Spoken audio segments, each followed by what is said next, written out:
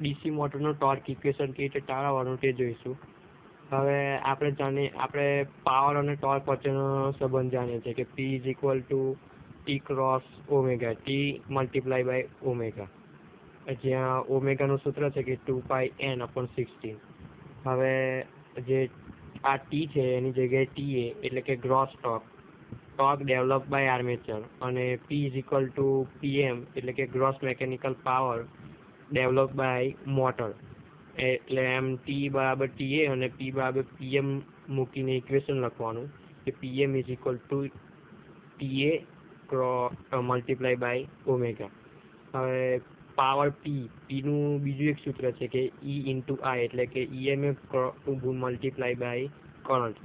એટલે PMની જગ્યાએ IA is equal to TA અને ઓમેગાની જગ્યાએ આપણે ઉપર ઇક્વેશન જોયું કે 2πn/16 એટલે 2πn/16 મૂકવું.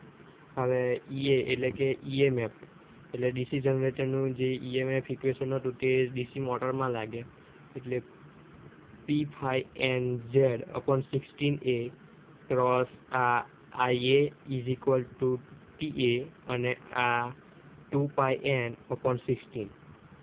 હવે આ ઇક્વેશનમાં અહીંયા n અને આ જે 16 છે તે બંને બાજુ કટ થઈ જશે. અહીંયા n અને અહીંયા 16 આ બંને બાજુ કટ થઈ જશે. હવે આ જે TA હતો એને સૂત્ર કરતા બનાવીશું તો TA is equal to 1/2π multiply by P∅Z એ ક્રોસ IA આ પ્રકારનું એક સૂત્ર બનશે. એટલે કે આ પ્રમાણનું એક સૂત્ર બનશે જ્યાં 1/2π હતું એનું મૂલ્ય 0.159 એટલે કે 0.159 થશે. હવે TA is equal to 0.159 multiply by PZ by A અને 5IA એ આપણું ટોર્ક ઇક્વેશન થશે. હવે આ ટોર્ક ઇક્વેશનમાં આટલું જે મૂલ્ય છે તે અચળ છે, PZ બાય A અને 0.159 આ એક કોન્સ્ટન્ટ મૂલ્ય છે.